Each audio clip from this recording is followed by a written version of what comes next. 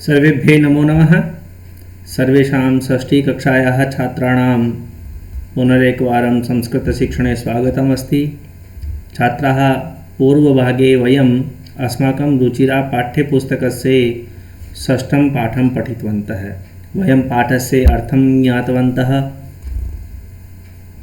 अधुना अस्मिन् भागे वयम् अस्य पाठस्य अभ्यासकार्यं करिष्यामः। छात्राः, सर्वप्रथमम् अस्मिन् पाठे अस्माकं प्रथमः प्रश्नः अस्ति उच्चारणं कुरुत्। अत्र केचन शब्दाः प्रदत्ताः सन्ति, तेषां शब्दानां सम्यक्तया उच्चारणं करणीयमस्ति। इन सभी शब्दों का हमें बहुत शुद्धता के साथ उच्चारण करना है। मैं पहले बोल रहा हूँ, मेरे अनुसार ही आप बोलने का प्रयास कीजिए। पहला शब्द है तरंगहि। मत्स्यजीविनः विदेशी पर्यटकेभ्यः संगमः तिसृषु वैदेशिक व्यापाराय प्रायद्वीपः बंगोपसागरः चंद्रोदयः। पुनरेकवारं वदन्तु सर्वे। तरंगैः मत्स्यजीविनः विदेशी पर्यटकेभ्यः संगमः तिसृषु वैदेशिक व्यापाराय प्रायद्वीपः बंगोपसागरः चंद्रोदयः। अधुना द्वितीयः प्रश्नः अस्ति अधोलिखितानां प्रश्नानाम् उत्तरं लिखत्। प्रथमः प्रश्नः अस्ति जनाः काभिः जलविहारं कुर्वन्ति। काभिः मतलब किससे। जो लोग हैं वो समुद्र में किससे जल विहार करते हैं। तो अभी हमने जब पाठ पढ़ा था तब यहाँ पर देखिए, यहाँ लिखा हुआ है केचन च नौका भी जल विहारम कुर्वन्ति। यहीं से हमारा उत्तर होगा और उत्तर होगा नौका भी। किससे जल विहार करते हैं? नाव से। नौका भी। भारतस्य दीर्घतमः समुद्रतटः कः। वयं पठितवन्तः अत्र चेन्नई नगरस्य मेरिना तटः देशस्य सागरतटेषु दीर्घतमः। अतः अस्य प्रश्नस्य उत्तरं भविष्यति मेरिना तटः। सबसे बड़ा समुद्र तट है मेरिना तट। जनाः कुत्र स्वैरं विहरन्ति। स्वैरं का अर्थ होता है स्वतंत्र होकर के, बिना रोक टोक के। लोग कहाँ घूमते हैं? तो यहाँ पर देखिए लिखा हुआ है मुंबई नगरस्य जुहू तटे सर्वे जनाः स्वैरं विहरन्ति। मुंबई नगर का जो जुहू तट है वहाँ पर लोग स्वतंत्र होकर घूमते हैं। तो इस प्रश्न का उत्तर होगा जुहू तटे। बालकाः बालुकाभिः किम रचयन्ति। बालक बालू रेत से क्या बनाते हैं? यहाँ पर लिखा हुआ है बालुका गृहं रचयन्ति। कोच्चि तटः केभ्यः ज्ञायते। कोच्चि का तट किसके लिए जाना जाता है? देखिए हमारे पाठ में यहाँ पर एक पंक्ति आई है, कोच्चि तटः नारिकेल फलेभ्यः ज्ञायते। अतः अस्य प्रश्नस्य उत्तरं भविष्यति नारिकेल फलेभ्यः, यानी नारियल के लिए कोच्चि का तट जाना जाता है। अग्रे चलामः। अग्रिमः प्रश्नः अस्ति मंजूषातः पदानि चित्वा रिक्तस्थानानि पूरयत्। जो अभी हमने पाठ पढ़ा उसी में के आधार पर जो है ये यहाँ पर वाक्य दिए गए हैं। ऊपर मंजूषा से हमको उचित शब्द उठा करके सेंटेंस में भरना है, सेंटेंस को पूरा करना है। कन्याकुमारी तटे त्रयाणां सागराणां किं भवति? संगमः भवति। कन्याकुमारी तट पर तीनों समुद्रों का संगम होता है, मिलन होता है। भारत देशः इति कथ्यते। भारत देश को और क्या कहा जाता है? प्रायद्वीपः।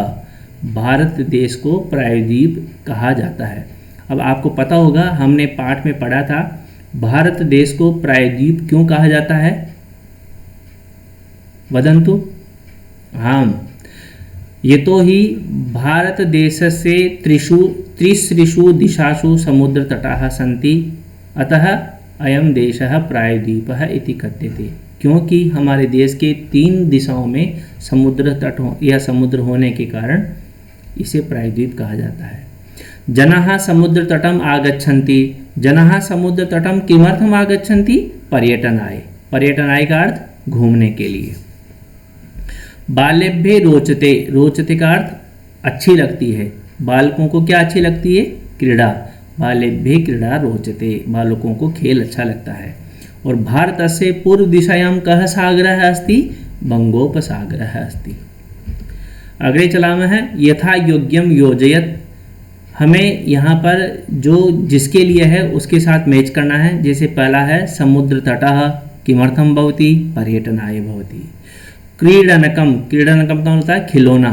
क्रीडनकम किमर्थम भवति? खेलनाय भवति, खेलने के लिए।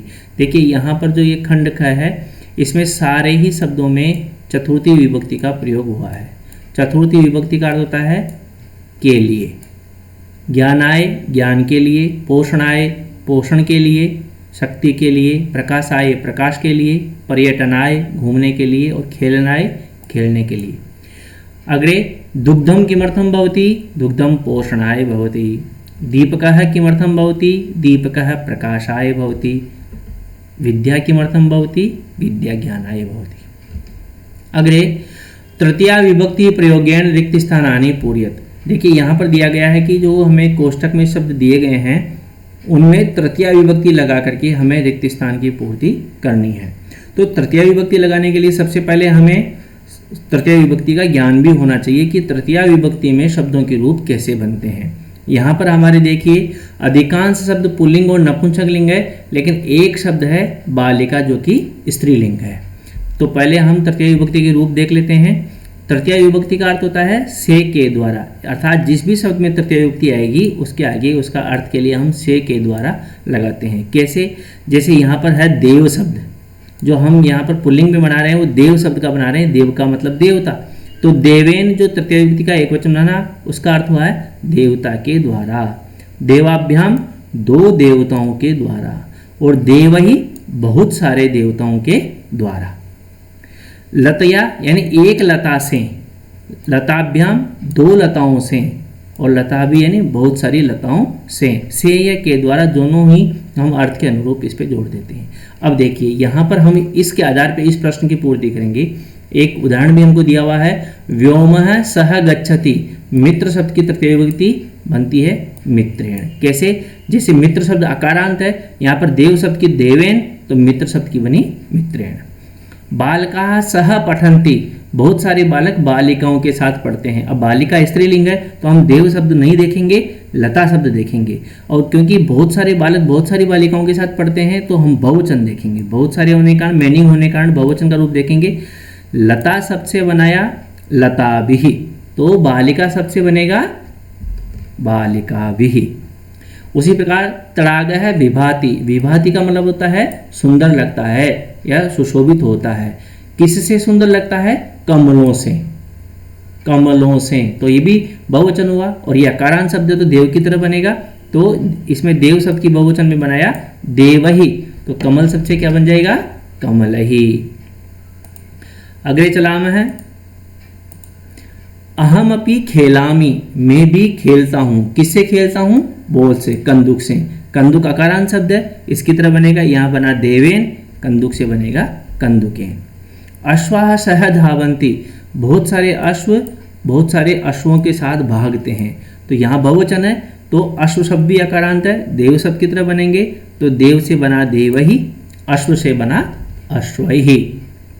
मृगाः सह चरन्ति। बहुत सारे मृग जो हैं हिरण, हिरणों के साथ चरते हैं, वो ये भी अकारांत शब्द है, बहुवचन में इसी की तरह रूप बनेगा मृगाः मृगहि सह चरन्ति।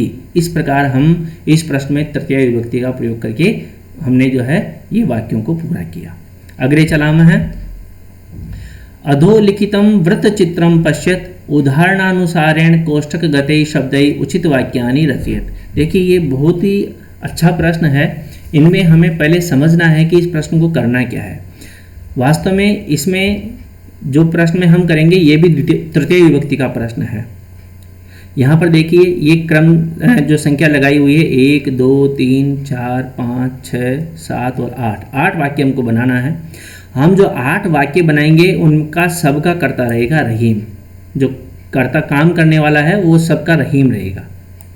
उसके बाद में ये जो दूसरा जो हमारा व्रत है, इस व्रत में जितने शब्द दिए गए हैं हमें इन शब्दों में तृतीय विभक्ति लगानी है। जैसे हमने अभी पहले वाले प्रश्न में किया था तृतीय विभक्ति का प्रयोग कैसे करते हैं, किस प्रकार से परिवर्तन होता है, वो परिवर्तन हमें इस व्रत के सारे शब्दों के साथ लगाना है वाक्य में। बाकी इस व्रत के शब्दों में और इसमें कोई भी परिवर्तन नहीं होगा। अब आप एक एग्जाम्पल देखिए, जैसे पहला जो वाक्य है ये एग्जाम्पल समझिए आप। जैसे पहला हमारा खंड ये है, तो यहाँ मित्र शब्द है, तो देखो रहीम, सबके साथ रहीम आएगा, कर्ता सबका रहीम है, तो यहाँ पर ऐसे आएगा रहीम।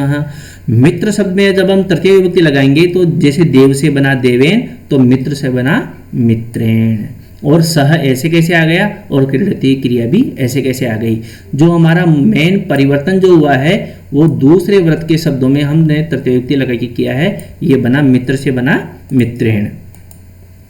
देखिए इसमें हमें ध्यान ये रखना है कि अगर अकारांत शब्द है, अकारांत समझ रहे हो आप, जब हमने पहले पाठ में पढ़ा था तब हमने पढ़ा था कि अकारांत वो शब्द होते हैं जिनके अंत में अ आता है, अ की ध्वनि जिसके अंत में सुनाई देती है वो अकारांत होते हैं, अ स्वर जिनमें आता है। और आकारांत वो शब्द होते हैं जिनके अंत में आ आता है। आकारांत शब्द प्राय स्त्रीलिंग होते हैं और अकारांत शब्द प्राय पुल्लिंग या नपुंसकलिंग होते हैं। तो देखिए अगर पुल्लिंग या नपुंसकलिंग है तो देव की तरह रूप बनेंगे, और यदि स्त्रीलिंग है तो लता की तरह रूप बनेंगे। अब हमें देखो इतने सारे जो शब्द में दिए गए हैं उनमें मित्र हमारा अकारांत है, द्विचक्रिका आकारांत है, कलम अकारांत है, हस्त अकारांत है, नौका आकारांत है, चषक अकारांत है, तूलिका आकारांत है। यानी यहाँ जितने भी शब्द दिए गए हैं इनमें से ये 3 शब्द ऐसे हैं जो हमारे लता की तरह बनेंगे, बाकी सारे शब्द देव की तरह बनेंगे। तो पहला वाक्य हमने बना लिया, रहीमः मित्रेण सह क्रीडति, मित्र से बनाया मित्रेण। दूसरा वाक्य देखिए, रहीमः द्विचक्री का शब्द आ गया, स्त्रीलिंग है, तो जैसे लता से बनाया लतया, तो द्विचक्री का मतलब साइकिल, इसका क्या बनेगा द्विचक्रिकया। आपणम गच्छति ऐसे कैसे रहेगा, रहीमः द्विचक्रिकया आपणम गच्छति। देखिए कई बच्चे इसमें क्या करते हैं, ये द्विचक्रिकया को द्विचक्रिकाया कर देते हैं, ये आ की मात्रा तृतीय विभक्ति में हट जाएगी, द्विचक्रिकया आएगा।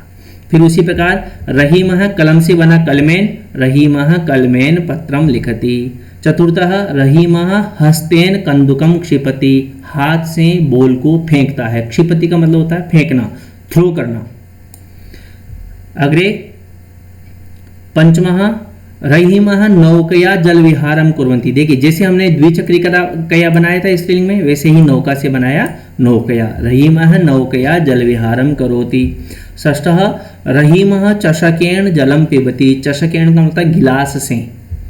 रहीमः तूलिकया चित्रम रचयति, तूलिका से चित्र बनाता है। ब्रश, तूलिका मतलब जो हम चित्र बनाने का जो ब्रश होता है उसको बोलते हैं तूलिकया। तो ये भी स्त्रीलिंग शब्द होने के कारण तूलिकया ये रूप बनेगा, रहीमः तूलिकया चित्रम रचयति। और रहीमः वायुयानेन यह आगच्छति, यह का मतलब यस्टरडे, रहीम वायुयान से कल आया था, रहीमः वायुयानेन यह आगच्छत। मैं समझता हूँ आपको ये प्रश्न भी बहुत अच्छे से समझ में आ गया होगा। केवल दूसरे व्रत के शब्दों में हमें तृतीय विभक्ति लगानी है, बाकी और शब्दों में कोई किसी प्रकार का परिवर्तन नहीं है। अगले चलाना है, कोष्टकात उचित पद प्रयोगेन रिक्त स्थानानि पूर्यत। देखिए इस जो प्रश्न के सभी वाक्यों में हमें चतुर्थी विभक्ति वाला शब्द चुनना है। चतुर्थी विभक्ति देखिए, पहले तो हमने देव शब्द की तृतीय विभक्ति देखी थी, यहाँ पर चतुर्थी देखिए। चतुर्थी का प्रयोग जो होता है वो को या के लिए के अर्थ में होता है। देवाय देवता के लिए, देवाभ्याम दो देवताओं के लिए, और देवेभ्य यानी बहुत सारे देवताओं के लिए। लता ये यानी एक लता के लिए, लताभ्याम मतलब दो लताओं के लिए, और लताभ्य यानी बहुत सारी लताओं के लिए। अब हमें जो यहाँ पर दो दो शब्द दिए हुए हैं उनमें से हमें चतुर्थी विभक्ति वाला शब्द चुनना है, वो चाहे एक वचन हो चाहे बहुवचन हो। धनिकः धनम ददाति, धनिकः कस्मै धनम ददाति, तो इसका उत्तर होगा, हम इन दोनों शब्दों में से देखेंगे तो इसमें जो चतुर्थी विभक्ति वाला शब्द है वह निर्धनाय। धनिकः निर्धनाय धनम ददाति, समझ में आया। जैसे देव से देवाय तो निर्धन से निर्धनाय, तो दोनों चतुर्थी का रूप हो गए। बालः विद्यालयम गच्छति, अब इन दोनों में से चतुर्थी का शब्द कौन सा है, यह है पठनाय। सज्जनाः जीवन्ति, सज्जन लोग जीते हैं, किसके लिए जीते हैं, परोपकार के लिए, तो दोनों में चतुर्थी परोपकाराय, सज्जनाः परोपकाराय जीवन्ति। प्रधानाचार्य पारितोषिकम यच्छति, यच्छति का मतलब देते हैं, प्रधानाचार्य जी पुरस्कार देते हैं किन्हें, छात्रों को। अब देखो यहाँ पर हम 3 वाक्यों में देखे थे, यहाँ चतुर्थी विभक्ति का सबका एक वचन था, देवाय की तरह ही बने हुए थे, लेकिन यहाँ पर बहुवचन आया है, बहुत सारे छात्रों को, देव से देवेभ्य, छात्र से छात्रेभ्य। नमः को नमस्कार, किसको नमस्कार, शिक्षक को नमस्कार, तो यहाँ इन दोनों में चतुर्थी का रूप होगा शिक्षकाय, शिक्षकाय नमः। इस प्रकार से विद्यार्थियों हमने ये हमारा समुद्र तटः पाठ है, उस पाठ का विवेचन हमने देखा और इस पाठ के अभ्यास प्रश्न भी हमने कर लिए। मुझे पूर्ण विश्वास है कि आपको इस पाठ का अर्थ और इसके अभ्यास प्रश्न बहुत अच्छे प्रकार से समझ में आ गए होंगे। फिर हम नया पाठ लेकर के उपस्थित होंगे, तब तक के लिए धन्यवाद। शुभम मंगलम जय।